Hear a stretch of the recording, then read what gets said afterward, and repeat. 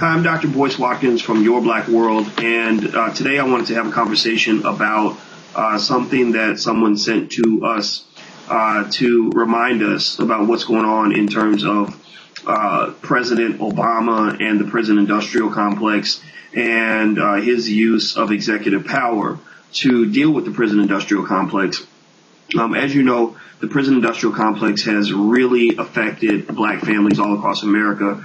There are millions of children that are growing up without their fathers because of all the drug-related sentencing that was done in the 1980s and 1990s.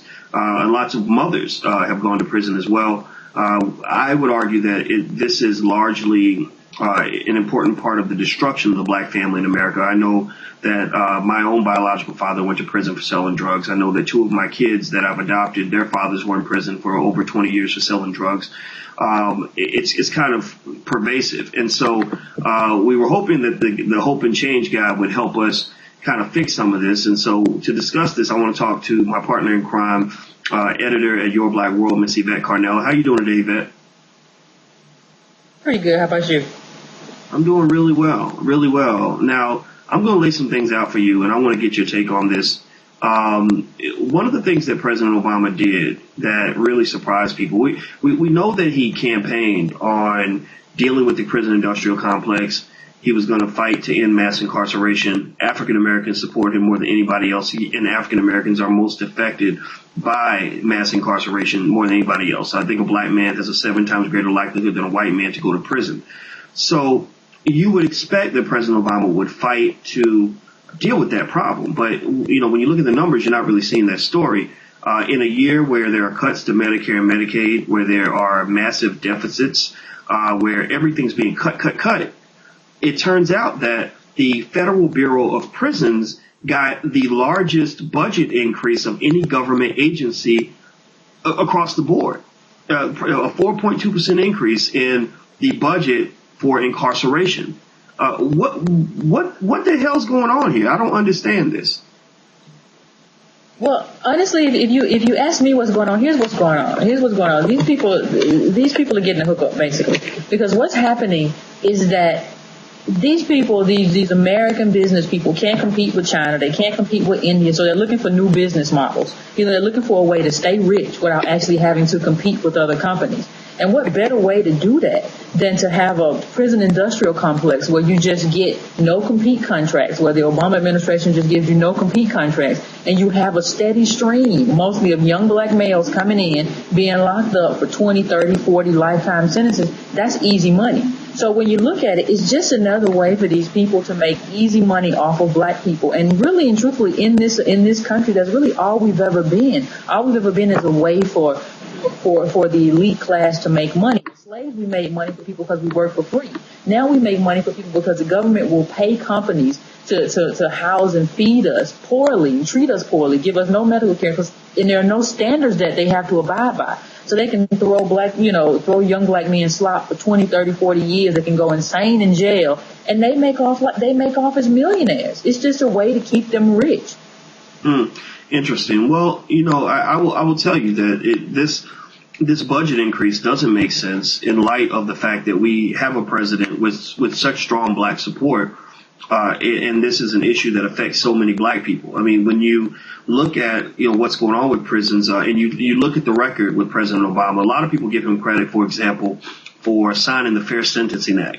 Now, what does that do? That reduces the crack to powder disparity from 100 to 1 to 18 to 1. The crack to powder disparity means that before the act was signed, a crack offender would get a sentence that was 100 times longer than a person in possession of the same amount of cocaine.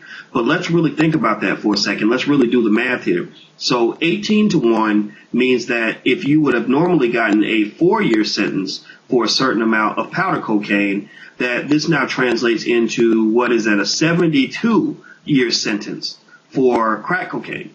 So you're telling me that, instead of getting 400 years in prison, I'm just going to get 72 years in prison. That is not progress. We got to be clear about what represents progress, right? If you tell me that instead of getting a 3-year sentence, I'm going to get a 54-year sentence, That's not equality. That's not progress. So I'm not, necessarily putting all this on Obama, but I'm certainly putting this on him to say, what's going on? Are you really doing as much as you can on this issue?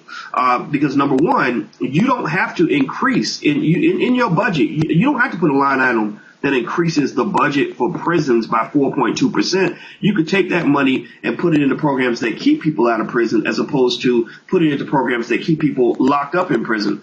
Number two, 18-1 is better than 100-1, but it's still not very good. 18-1 still means that a 4-year sentence is now 72 years. I don't know, unless human beings suddenly learn how to live to be 300 years old, 72 years pretty much still means that's a life sentence for 4 years worth of cocaine. Now, here's the other kicker, Yvette, and I want to ask you about this. Because a lot of people will say, well, no, it's not President Obama's fault. Remember, we're in this sort of lack of responsibility phase where, people that really stand firm with what President Obama's doing, they will say it's not his fault, it's Congress. Congress is doing it. It's Congress. Well, guess what? President Obama does not need Congress to grant a pardon. He can do that on his own. So let's look at his pardon record. Thus far, President Obama has pardoned about 23 people. Now, here's the deal. Most of those people are white. The vast majority of those people are white. There are maybe 2 or 3 black people on the list, not very many at all.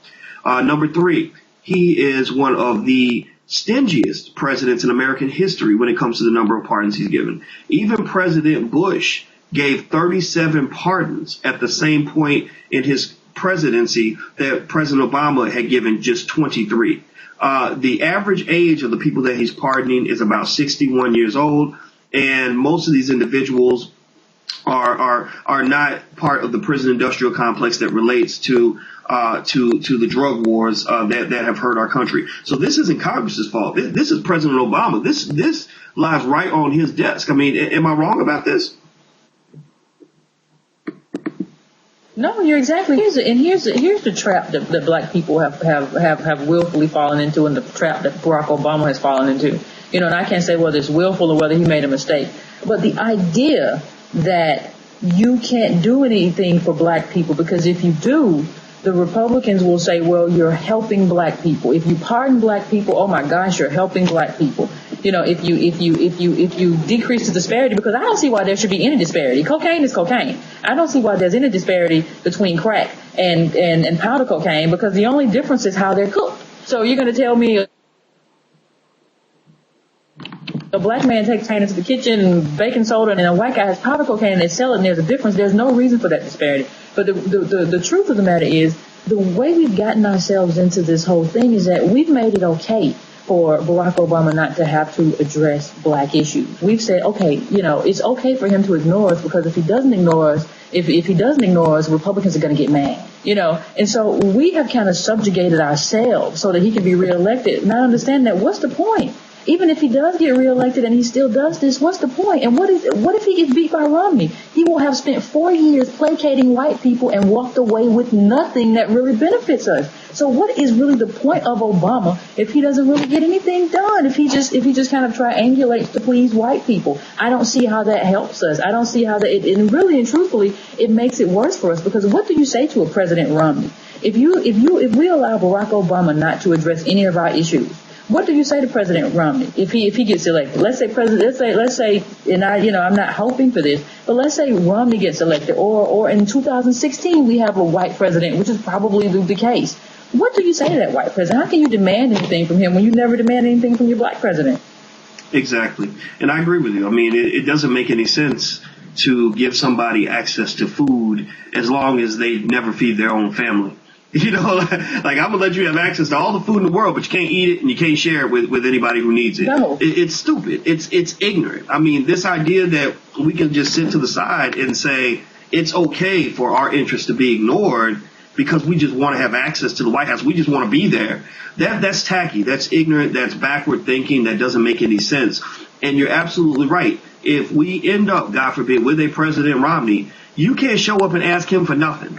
Because he's going to look at you and say, you had a black president for 4 years and you didn't ask him to do anything. You let him off the hook entirely. You pretty much sat back and said, we're going to get ours by and by. Well, guess what? You can get yours when I'm out of office, because none of y'all Negroes vote for me. So why in the world should I do anything for you at all? He's going to ignore you and disrespect you, and I'm going to ignore you and disrespect you because I have a legitimate reason to ignore you and disrespect you because you're not part of my core constituency anyway. So here's the deal. Here's where I think that we really need to have that conversation about the prison industrial complex. Michelle Alexander makes it very clear in her book.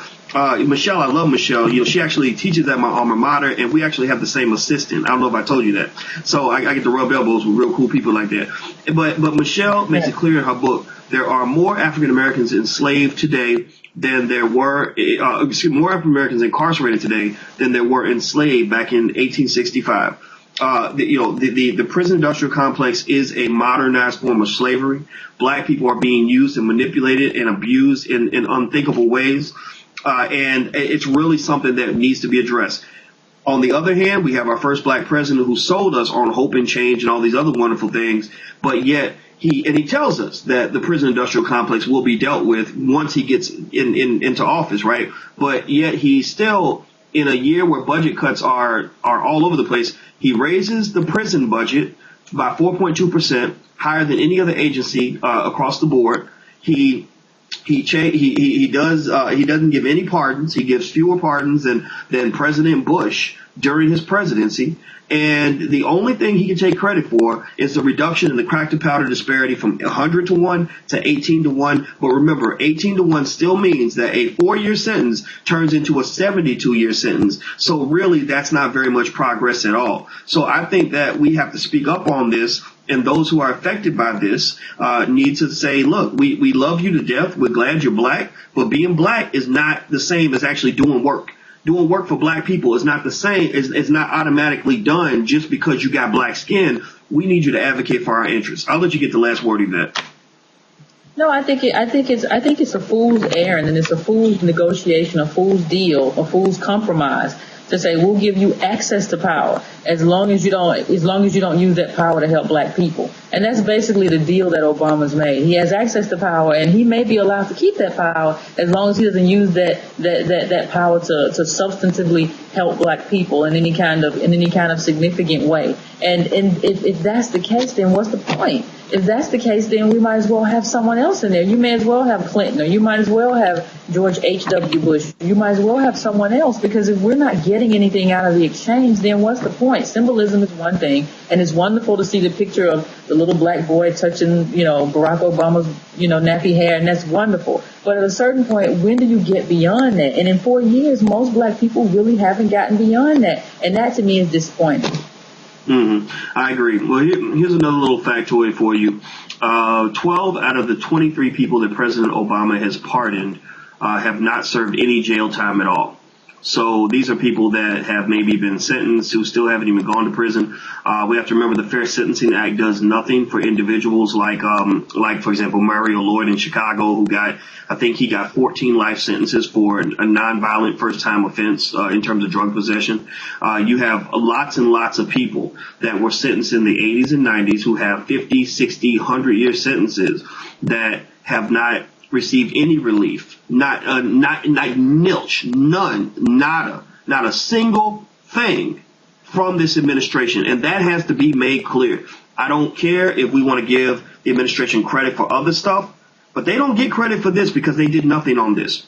And I hold to this other point that if you really look at the history of Valerie Jarrett and Barack Obama, they do a very good job of taking care of the elite. If you're a part of the black elite, then you're going to be okay. But if you're poor and black, or if you're incarcerated and black, or if you're affected by this horrible epidemic of urban violence, or if you're affected by black unemployment, or if you're affected by mass incarceration, this administration might as well send you a note that says, we don't give a damn about you. And I think that's something that we have to really confront. And anybody who doesn't believe me, present me with facts that prove me wrong. Don't tell me about the Lilly Ledbetter Act and the announcement on gay rights. That ain't got nothing to do with me. No, that I'm not gay and I'm not a woman, and those are wonderful things for certain constituencies. Absolutely, God bless them. They have every reason in the world to be excited about the Obama presidency. But black people, all you have is symbolism, and you got to grow past symbolism in order to be politically intelligent. Because if you can't, then guess what? People will fool you with style over substance every single time. And that's exactly what people have been doing to us for 200, 300, 400 years. So that's all I want to say on that. Thank you very much for your time, Yvette. I really appreciate it. No problem. And thank you all for checking us out at yourblackworld.com. And until we meet again, please stay strong, be blessed, and be educated. We are gone. Peace.